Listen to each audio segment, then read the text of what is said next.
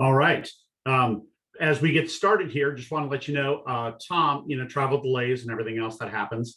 Tom is stuck on a plane and may be joining us as we continue on in this broadcast. But I want to make sure that we're broadcasting and getting this out to everyone. We're going to be using the chat feature. If you have any questions, want to make sure we go ahead and answer those questions as you have them as we deal with the federal mandates for COVID. But I want to make sure that you guys are hearing this. So do me a favor and just someone hit in the chat box that you're receiving this and we're live out there. Thank you so much.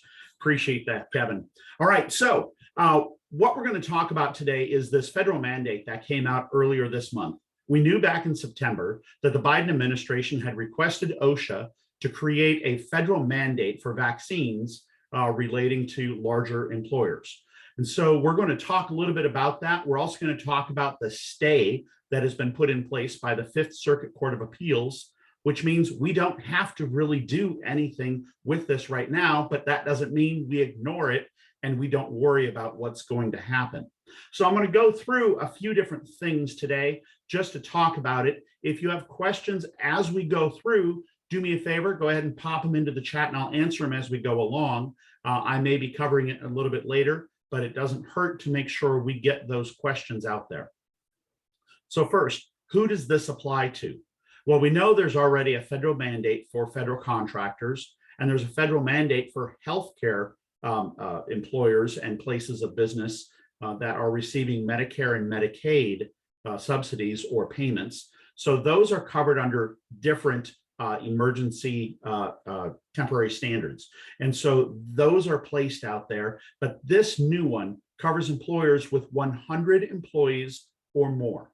So if you have less than that, but just less than that, it's important to pay attention. It's also important that if you have that, we will make sure that are we at a point where do we have to count that? Which employees do we count? So let's start with that.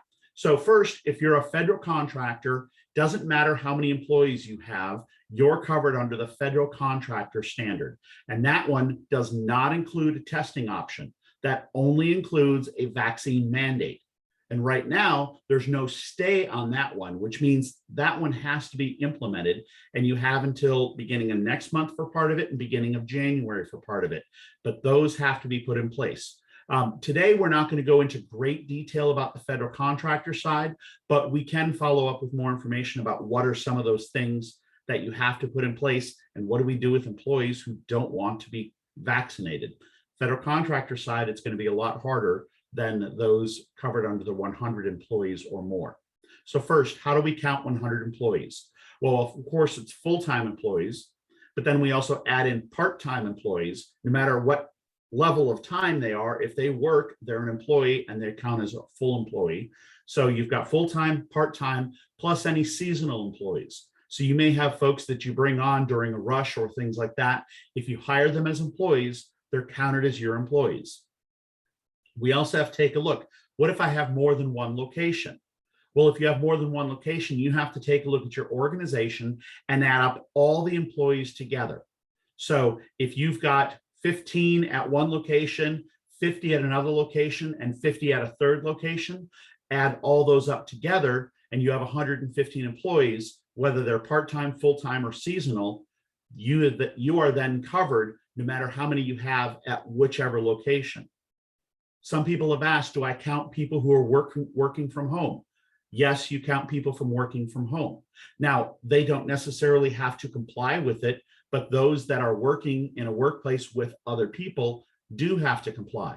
So even if you had 80 employees working from home and only 35 employees working at your location, you're a covered employer. You have more than 100. So those 35 working at your location will have to be covered, will have to follow the mandate, either the vaccine mandate or the additional option that employers with 100 or more get. Now, what if you have temporary workers? In other words, they're coming through an agency. Well, for purposes of counting up to the 100 level, you do not count the temporary employees that are working at your location. The staffing agency, even though it may be a joint employer relationship, they're employed by a staffing agency. So that staffing agency would count them as in their 100 count, but you as the employer would not count them. Now, if they're on site and you have to make sure that everyone on site is vaccinated, or they have to wear a mask and get tested regularly, they may have to comply with that, even if their employer doesn't have to. They would have to if they're at your location. So I know it gets kind of confusing, but in short, you count full-time, part-time, and seasonal. You do not count temps. You do not count independent contractors. So if you've got someone working for you as a 1099, you do not count them.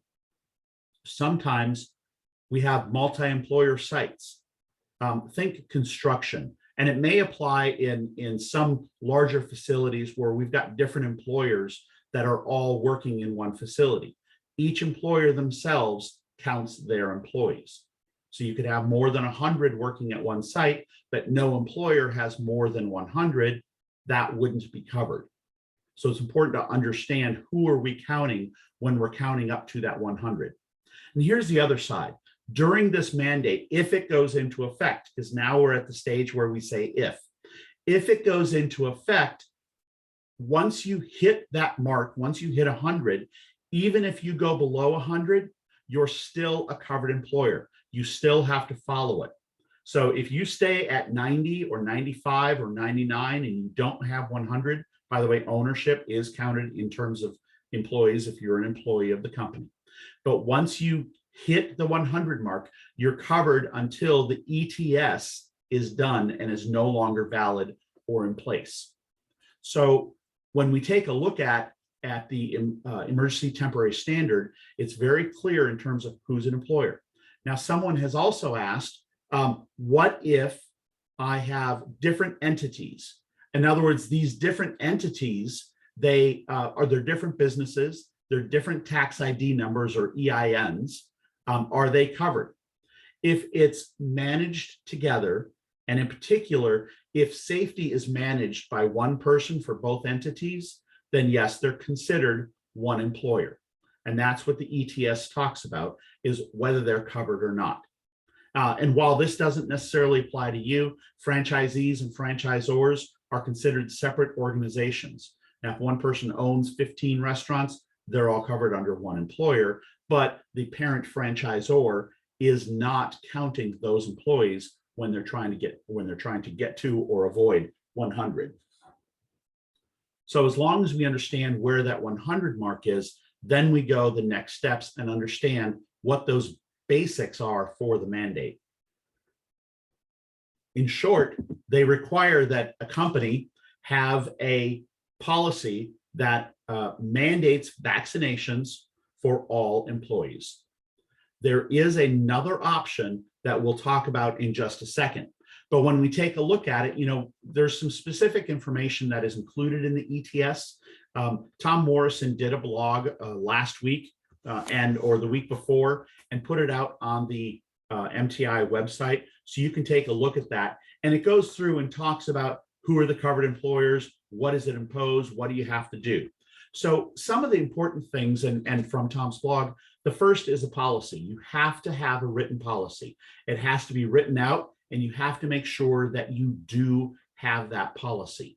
The policy has to state a bunch of different things. But when it's a mandated, when the organization decides it's going to be a mandated vaccine, everyone there has to do that. Now, there are some options for possible exemptions from that related to disability or medical, or when we get into religious accommodations. Now, the good news is that for the mandate that applies to large employers, there is an option to have masks and weekly testing. So you can have a different policy, and OSHA has put out 2 model policies that you can follow. And I would recommend that if we have to implement this, that you follow what their recommended policy is, because then you'll ensure that everything is located within there. But with that policy, with the secondary policy, it's promoting and strongly encouraging vaccinations among all of your staff. And then for those who say that they don't want to get a vaccination, they must wear a mask when they're on site, with a couple small caveats. and they have to have weekly testing. So this weekly testing can be done in a variety of different ways, which we'll get to in a couple minutes. But when you go through there, we want to make sure that you have the right policy in place. Now, I know for some of my clients, a lot of employers have come to me and said, hey, I'm worried about losing 20, 30, 40% of my workforce and them leaving because I'm mandating vaccinations. Well, if you're not covered under the federal contractor ETS, then you can put in a policy where they have to do the weekly testing and the masks. Now, some people may push back on that and not have to do that, but unfortunately, it's something that you're going to have to do. One of the things we'll cover later on are the fines that OSHA can level against an employer if they don't follow this guideline and make sure that it's there. So we want to make sure that it's understood how these employees are covered. Now, any employee who works in your workplace is covered. Employees who work at home who do not have interaction with other employees and they do not have interaction with customers do not have to follow the mandate. However, if they do come into the workplace, you have to treat them as unvaccinated unless they provide you proof of vaccination. So which employees are covered? Again, those that are in your workplace, but not those who are working from home exclusively, and that's where they are. Also, if you have employees who are exclusively working outdoors, they are not covered. So the ETS doesn't cover those employees. However, when we say exclusively outdoors, they must work outdoors all day, every workday. Now, they can come in to use a restroom. They can come in briefly into a facility. They have to wear a mask when they're doing it, but they do not have to be covered under the vaccine mandate or weekly testing, provided they are exclusively outdoors. However, they also cannot routinely occupy vehicles with other employees. So if they drive themselves to wherever they need to go and they're only working outdoors, they wouldn't necessarily need to comply with this rule. However, if they carpool with someone and they're riding in a vehicle with someone and they're inside that vehicle, they will have to comply with that. You know, when we're talking about construction sites, if it's installation, if it's delivery or anything like that, if there are walls or there are ceilings, it's considered indoors. It's not considered outdoors. So employees who don't report to a workplace are not covered as long as there's no other coworkers or customers relating to them, those who are teleworking and things like that. They still have to be counted toward the 100 number, however. So as I gave the example before, if you get to 100 with that, then they're part of that 100 count, but don't necessarily need to comply with the rules. Everyone else will need to comply with the rules. So what's that policy? Well, the vaccine mandate says you have to be fully vaccinated. Everyone has to be fully vaccinated. So if as an employer, you decide we're going to do the most strict policy and do a vaccine mandate for everyone, they all have to have had either 2 shots of the Pfizer and Moderna or the 1 shot of the Johnson & Johnson. Once they've had that and 2 weeks later, they're then considered fully vaccinated. Right now, the ETS does not talk about boosters.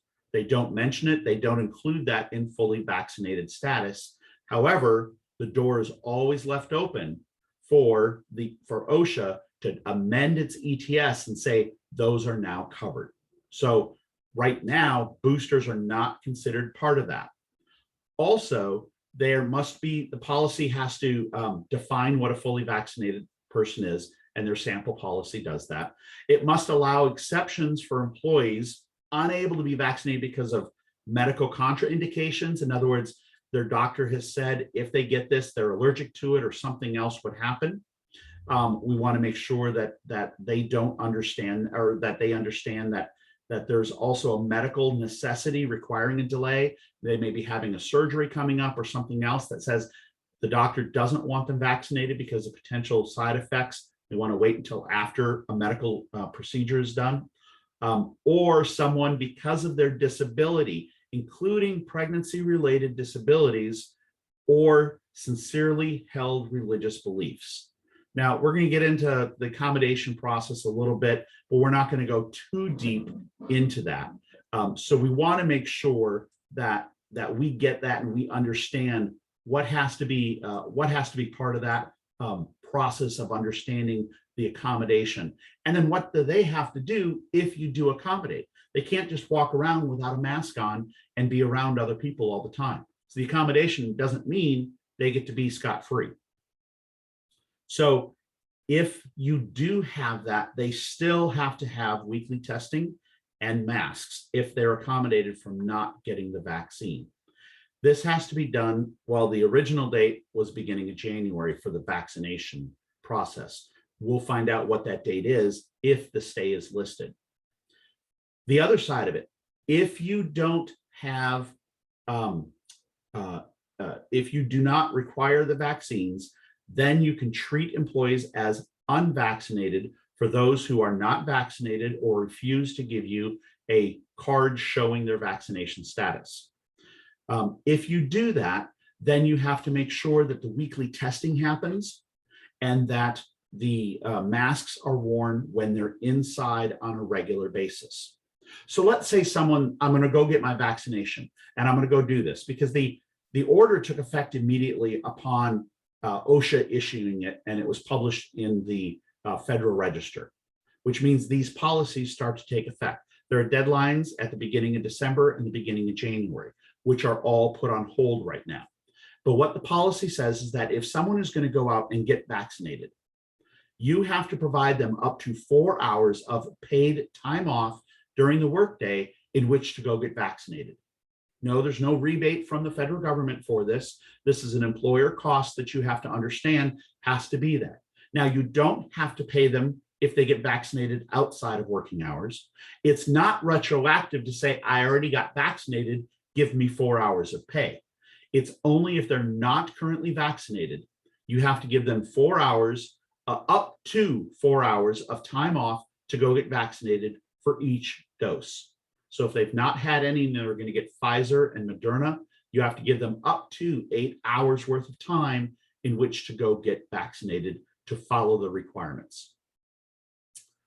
You cannot require them to get it outside of working hours, but they can, you don't have to pay them if they do get it outside of working hours. You don't have to pay for them to get a booster during that time because that's not considered the fully vaccinated status. Also, employers need to provide up to 2 days of paid leave, sick time, if an employee has a reaction to the vaccine. I know that when I got mine, my fever was much worse than when I actually got COVID. So I was down for a day and a half. However, you must now provide that paid time for an employee who's out there who has a reaction to that vaccine. Now, you can't force them to take it from vacation time or personal time, but if they do have sick time or generalized PTO available, you can require them to take it from that time. However, if they have no PTO, or if they only have vacation time and not sick time, you have to provide up to 2 days of paid leave for that employee without making them go negative in a status, in a leave bank status. So again, if you have PTO or sick time, you can have them take that time away, and that's only for if they're ill after getting the vaccine, not for the payment to go get the vaccine. So if they're sick and have side effects, you can take it from PTO or sick, but you can't take it from personal, or if you've broken it out, from vacation time. You also can't make PTO go negative nor sick time go negative. You just have to pay them extra for that time. So make sure that that doesn't happen. Now, if you choose not to do the mandatory and you choose to go ahead and do testing options, you can have employees who are not vaccinated, and we're going to talk about the record keeping requirements. But for those who are not vaccinated, you can have them wear a mask all the time when they're on site and they're out and among other people or sitting in their office with their door open. They have to wear a mask. In addition, they have to test every 7 days. We'll get into what some of those testing options are and some of those requirements for testing in a few minutes. but they're able to go in and you're able to have those employees say, I don't want a vaccine. They can keep working for you, but they have to follow these other requirements. So unvaccinated employees must be tested every 7 days, and they have to provide proof of that test every 7 days. Now, what is this testing requirement? Well, first, you're going to have a separate or a different policy other than the policy that is the mandatory vaccinations.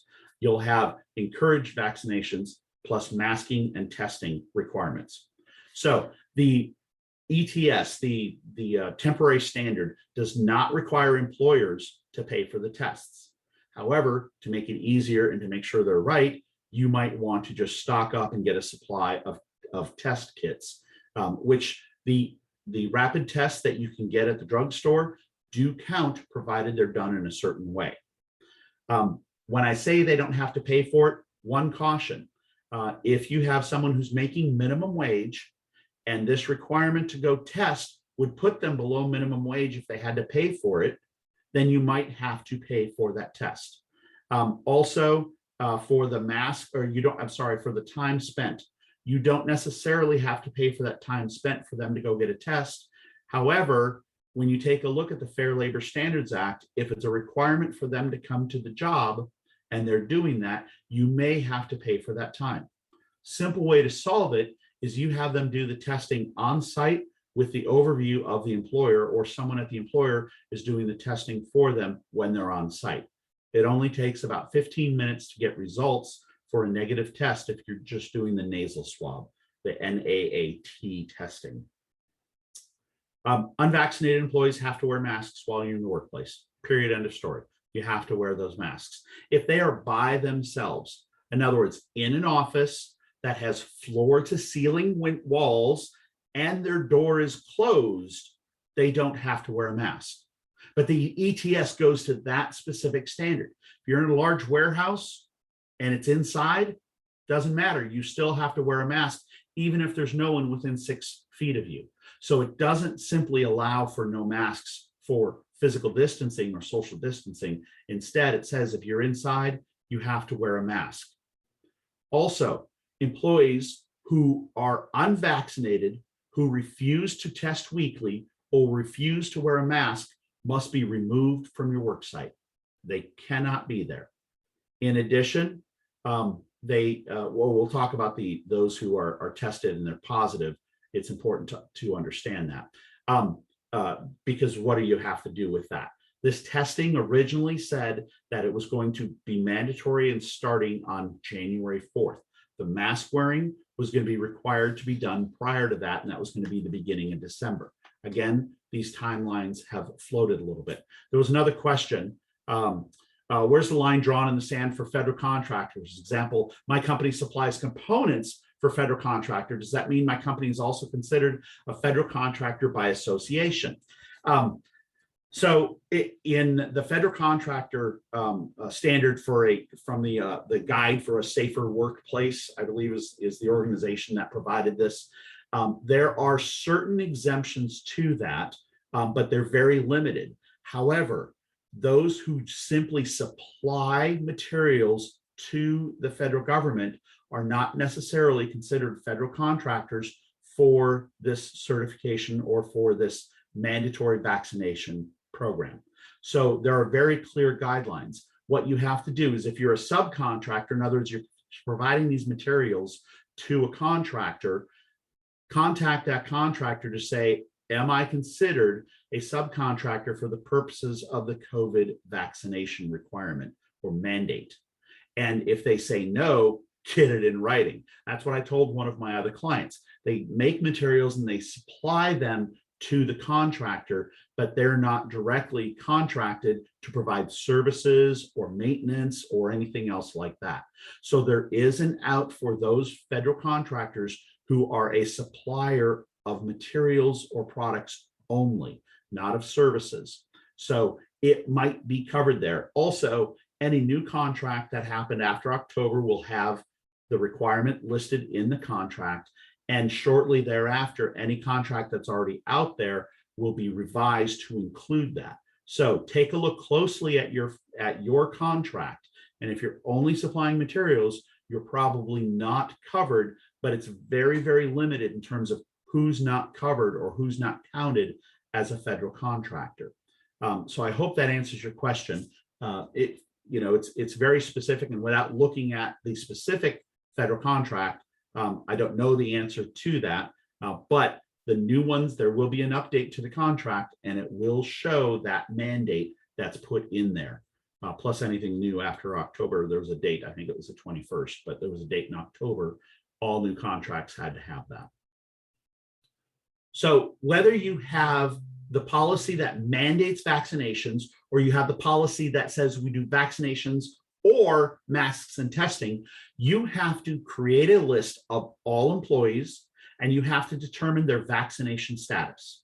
So if someone's vaccinated, they don't have to wear a mask on site. They can walk around without that mask because they have the vaccination.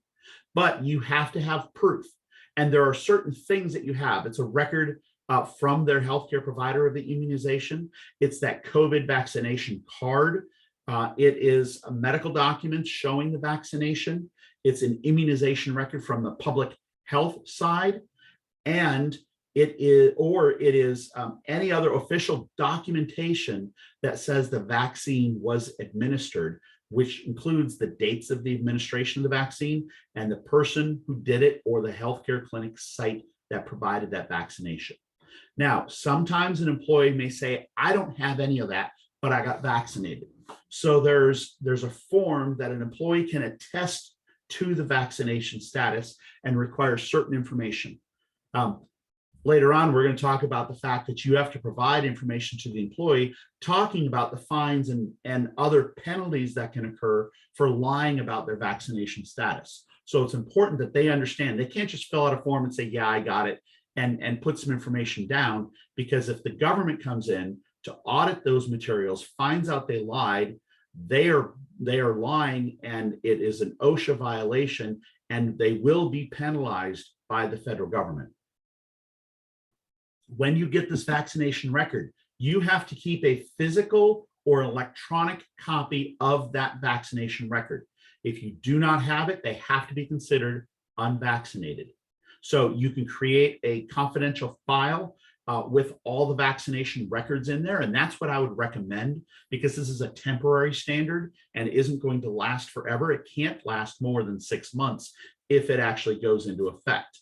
So they have to be there, and you have to consider it confidential, not confidential under HIPAA standards, but rather confidential under the ADA, Americans with Disabilities Standards. Keep it confidential from other people. The only person who can see it is the person who's maintaining those records and the employee themselves for their own individual record. It may need to be shown to OSHA if they come looking at it. In addition to the vaccination status, by the way, you have to keep a roster, and you have to list who's vaccinated and who's not. Employees can request the aggregate numbers, and OSHA can request taking a look at those specific numbers.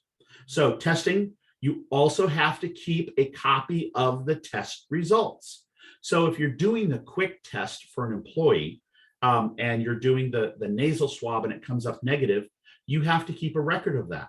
Well, you're not going to want to keep that nasal swab around, so you're probably going to be taking a picture of it with the date and time and who the employee was of that test. If they go out and get tested and you get a notification, oftentimes it comes via text message, or sometimes it comes in an email, but you have to keep a copy of that as well. So you want to make sure that you're keeping all the weekly test records. So when we take a look at this, if you are required to test weekly, and this can last up to 6 months, that means you're going to have 26 test records for each employee who is not currently vaccinated.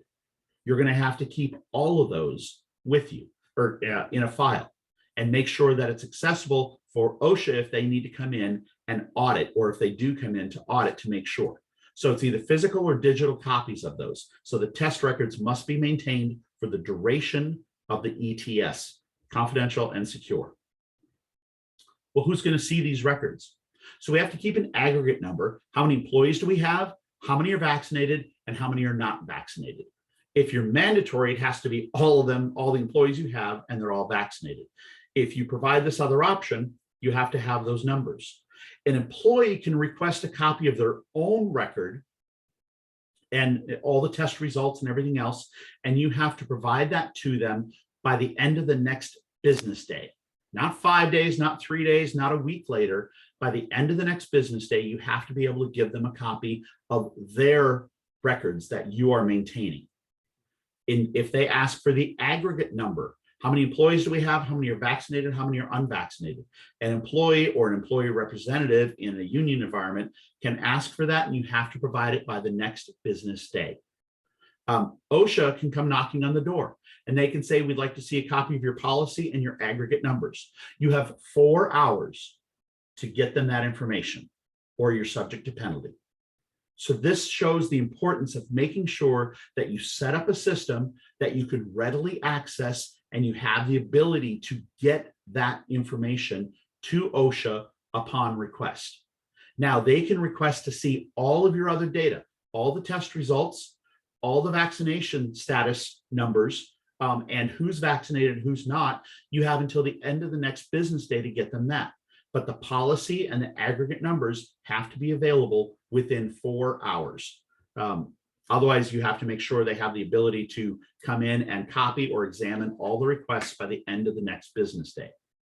Now, what if you get another question, answer my question, contacting good. If we provide services to a government contractor, but not under contract with them, does the federal mandate pertain to us? If you're providing it to a contractor, but your duties, your things are not a part of their contract. In other words, they're a federal contractor and they're providing services, but you're cleaning the building. In the part of the building they're providing those contracts, you are probably covered. If you're cleaning a part of the facility that has nothing to do with the implementation of that federal contract, then probably no. However, again, I would contact that federal contractor because remember, the onus is on them to ensure all of their subcontractors are following the procedures. So give them a call, talk to them about what you're providing or the services you're providing, and does it relate to the federal contractors? Okay. Yes, if you're as heat treaters, if you're providing services, you're covered probably because the materials you're providing or things like that. If you're providing the services side, then yes, you are probably covered because the SCA, the Services Contract Act, and things like that do apply. If it's just providing material and you're providing material, you may not necessarily be covered, but again, it's an individualized basis. Let's go back. Employees who test positive. So and we've known this since March of last year. What do we have to do if an employee tests positive? Well, first you have to immediately remove the employee from the workplace. Sorry, but duh, we're doing that anyway. Someone tests positive, they're going to be gone. It doesn't matter whether they show symptoms or they're asymptomatic.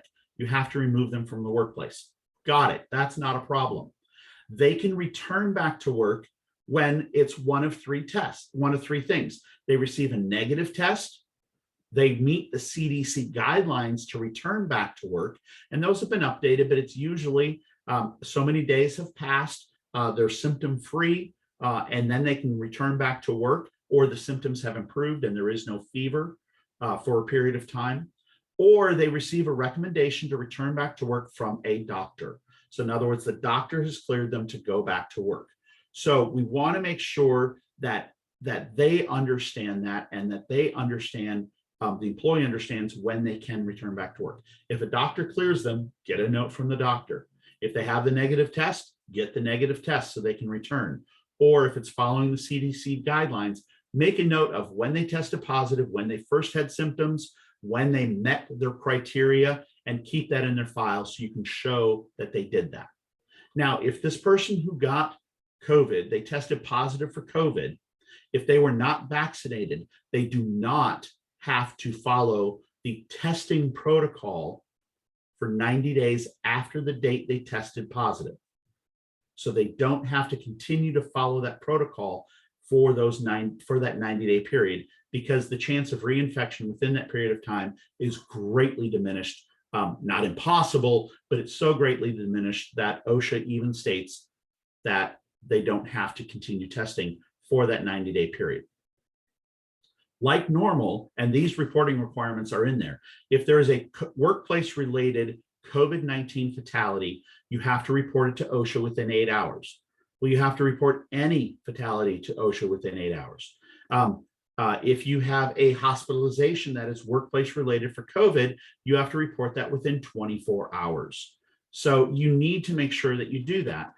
With any COVID infection that happens, you'd want to make sure that you try to do your due diligence in terms of contact tracing to figure out, is it workplace related or they got it somewhere else. It's not an easy way because every situation is different, but here's one way to do it. You take a look at it. Are they the only person in your workplace who's gotten COVID? There's no other cases of COVID. Well, then it's probably not related to being at work. However, if they're a salesperson and they go out and visit other places and one of their clients has it, it could be a workplace related unless they know they got it elsewhere. However, if you've got one person who gets it and then 4 other people who work near them get it, that first person may not be workplace related, but those other 4 people are probably workplace related if they got it from that initial employee. Now, there are other things, and I'm not going to go into the great detail about it because I want to hit some other things and answer some more questions before we get there. But there are certain other things that the policy has to include. In other words, what are the requirements for the vaccination? What are the masking requirements for unvaccinated employees and things like that? There are also more requirements. How are you going to gather proof of the vaccination? You have to let them know that there's paid leave available to go get vaccinated, and that if they get sick, that there's paid leave available for them. You have to let them know what information you're going to maintain. You also have to let them know that there's going to be no discriminatory action or disciplinary action for employees who are complying with it or who follow the rules or make a complaint about something else. We have to be very careful about that side of things. We also have to let them know that aggregate numbers are available upon request. You may get people who want to request that information. We have to provide it to them. Here are a couple other things the employer needs to provide. There's a document the CDC has created that's called, let me get it right, Key Things to Know About Your COVID-19 Vaccination or Vaccines. You have to provide them this document. It's a PDF, get it out to them. You also have to let them know that an employer is prohibited from discharging or discriminating against an employee who reports a workplace illness. You have to make sure they understand that you can't retaliate against someone who's following OSHA, and also that there are criminal penalties under federal law associated with providing false or misleading documentation regarding their own vaccination status. So that's the penalty for them. What's the penalty for the employer who doesn't comply? If he finds out that OSHA comes in and you are in non-compliance with this, the penalty can be $13,653 if we want to get exact per violation. Now, if it is a willful or repeated violation, you get fined the first time. Maybe you have 100 employees. They can come in and fine you $100 per employee.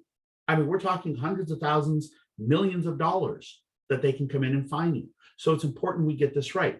If it's willful or repeated, that fine can be up to, the other number was up to 13,000. Willful and repeated can be up to $136,000 for a fine per violation. They want to make sure that employers understand the level of severity that will happen, the level of discipline against and the penalties against the employer for noncompliance that will happen with this. You know, they may come in and you might have difficult employees, you might have things that you're really trying to make work. Well, they're going to come in, they may, sorry, not will, may come in to help you fully enforce that policy with non-compliant employees, but ultimately you're responsible for removing them from the workplace if they don't comply, particularly if you have the mandate plus mask and the vaccine mandate plus masks and testing. If they don't comply with the mask and testing, then you have to remove that employee from the workplace, whether it's suspension, whether it's termination. They say that you need to do that. Now, with all of this, And I'm not going to go into a huge amount of detail, but when we take a look at requests for accommodation, might be disability, might be medical related. There's some guidelines in this ETS that talk about how you do that. And same thing with the sincerely held religious beliefs. There's not a litmus test that has to be passed. There's no quiz, and you don't have to go contact a pastor or a priest or any other religious leader to say, hey, prove to me that they're religious and that this isn't part of it. So there's not something that's there. It's more of a judgment call. Now, employers have put out things that say, tell me why you've done this. How long have you done this? They're asking other questions to try to trip them up. Have you gotten vaccines for chickenpox or for measles or mumps or rubella? Even if they've gotten one of those, if they have changed their faith, if they've done something else, they could still qualify. Now, we don't take it just as someone says, you know what, I want to claim the religious exemption. You let them do it and you'll let them walk away. It's not what we're trying to do. What we're trying to do is make sure that we're complying with Title VII of the of the Equal Employment Opportunity Act, and making sure that we accommodate religious accommodations, and also with the Americans with Disabilities Act, and making sure that if someone can't get the vaccine because of a medical condition or a disability they have, that we've come up with another alternative for them. The alternative is not just letting them go around without anything. The alternative is ensuring that they're still protected from others and they're protecting others according to what they've said. That was a ton of information in 42 minutes to make sure we just kind of went over what happens with the entire program, with the ETS, the Emergency Temporary Standard. Now, where do we stand today? Well, it's the 15th of November. The standard has been out for 10 days now. It came out on the 5th. And immediately after it came out, there were lawsuits that were filed. There was one that was filed before it was published in the Federal Register. Then there were lawsuits that were filed after that. And in fact, 26 states have filed lawsuits, and many different employers and business associations have filed suit. It's all going to end up getting consolidated into one.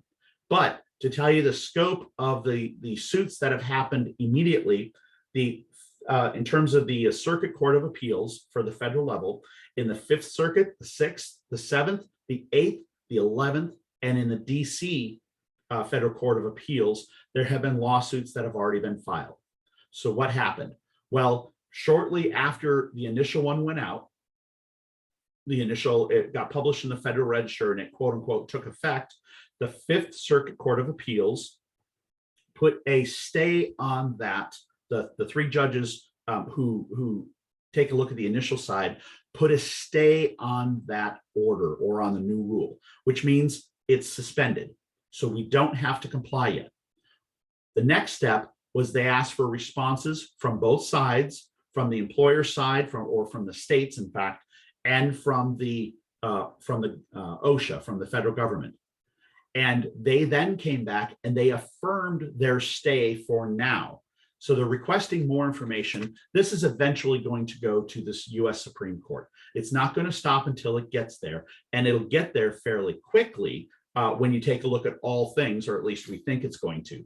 But when it went out there, what the federal or what the Court of Appeals in the 5th Circuit, which is Texas, Louisiana, and Mississippi.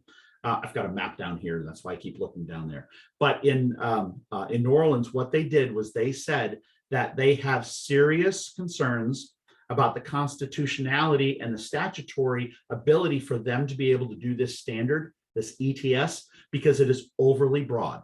It doesn't take into consideration if you work in a large warehouse. It doesn't take into consideration the different types of employers, the level of COVID that's happening with these employers, or the number of workplace incidents that are happening.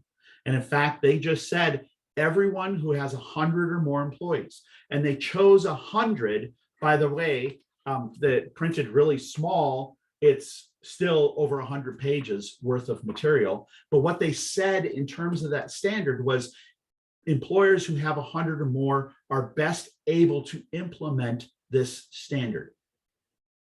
In other words, it didn't come into effect in terms of we're going to cover this many employees or provide this safety for all these employees. Other things that people have argued against this are saying that because the only reason you can do an ETS is if there's grave danger. In other words, the employer emergency temporary standard bypasses the normal rulemaking process that happens. Well, they said first, it took almost 2 months for this to come out after it was requested to come out, which means if there is grave danger, we had almost 60 days go by while these employees were still in grave danger.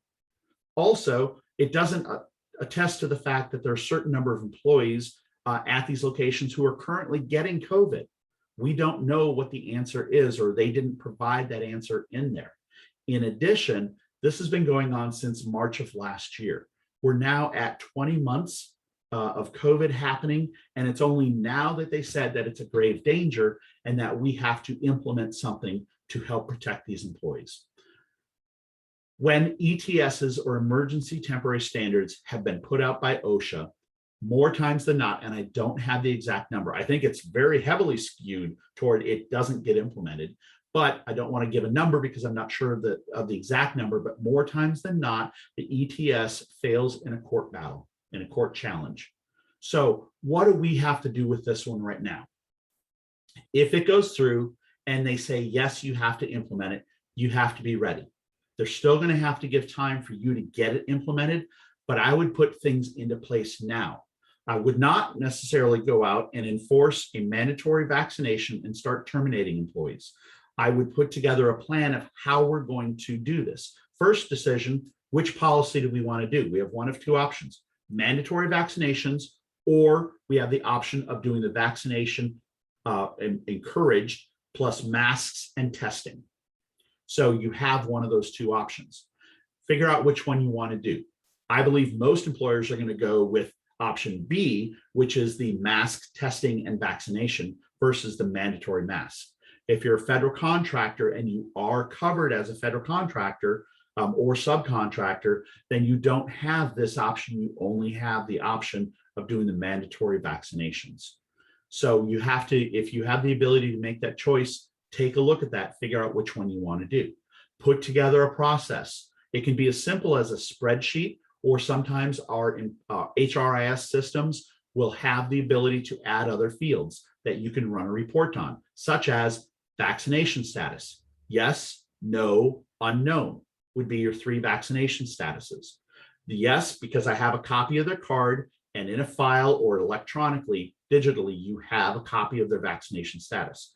No, because they indicated to me, because I requested it, they said, no, I'm not vaccinated and I'm not getting vaccinated, or no, not yet.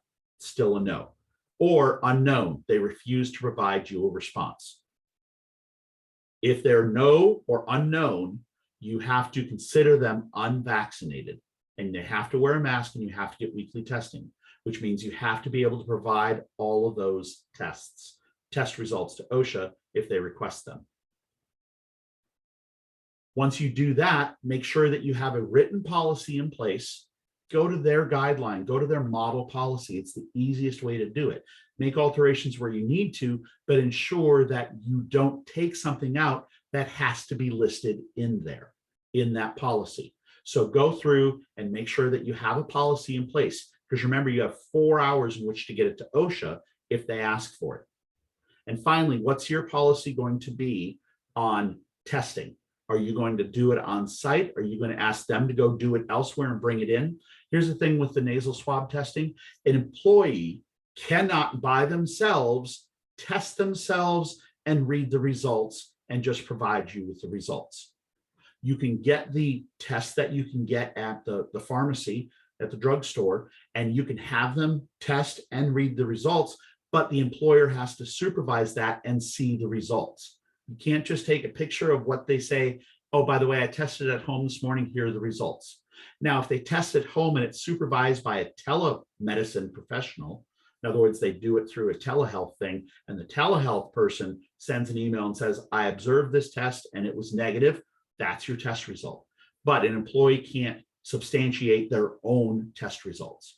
Or you simply get it from the lab, the urgent care facility, or wherever else they can get that testing.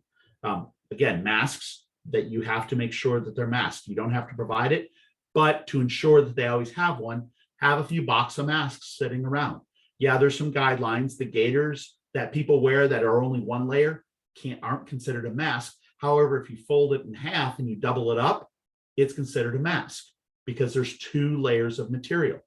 As long as you can't see light through it, that's what they consider a good mask, which has at least 2 layers. So they've got the definition of mask as well. And yes, the definition of mask, wearing a mask means over the mouth and the nose. You have to cover both. You don't want OSHA coming on site and seeing everyone with a mask around their chin or only covering this part of their face. You have to make sure that if they're unvaccinated, they're wearing it the proper way, because otherwise it could be a $13,000 fine per violation. So we want to make sure that's there. We're getting close to the end of the time. So if you guys have additional questions, please put them in there. But I would go through and I would make sure that you have a plan in place, how you're going to do this. Who's the one person? You also have to select who's going to be in charge of doing this. Make sure you have one person who's going to be responsible, who will be the point of contact if OSHA comes knocking on the door. They have the ability to be able to provide the aggregate numbers at a moment's notice and a copy of the policy.